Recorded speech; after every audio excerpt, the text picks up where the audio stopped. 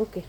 आज डे 6 आहे आणि आम्ही जे आधी ते तुम्हाला दाखवलं होतं की त्या सिरीजने आम्ही दूध पाजून त्याला सक त्याचा जो नव्हता, आता आज तुम्ही जर पाहसाल तर आज पहा एकदा तिथे त्याचं सक पूर्ण म्हणजे तो स्वतःहून ॲक्च्युअली फिमेल आहे, ती स्वतःहून आता दूध पिते. म्हणजे हे जे आहे आमचं जर आता 5 दिवसाच्या नंतर 6व्या दिवसाचा प्रोग्रेस आहे. स्वतः उभं राहते पायावर आणि दूध स्वतः पिणे, म्हणजे कसं नाही आता मॅन्युअल फिडिंग करायचं काम नाही पडलं आम्हाला. आणि मॅन्युअल फिडिंगमुळे काय होतं ना, म्हणजे खूप जास्त चान्सेस असतात की निमोनिया होण्याचं.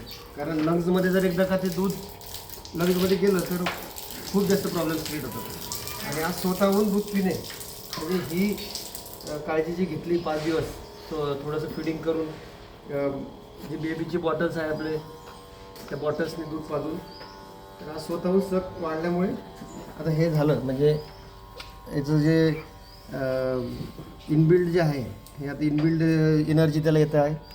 आणि अशा प्रकारे आम्ही याला वाचवण्यात सक्सेस झालो. आणि याच्यात खूप जणांचे मेहनत लागले. माझे मिसेस, मी, आमचे गणा भाऊ,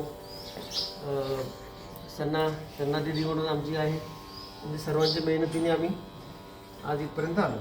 सुबोध डेअरी फार्म मेहकर. धन्यवाद.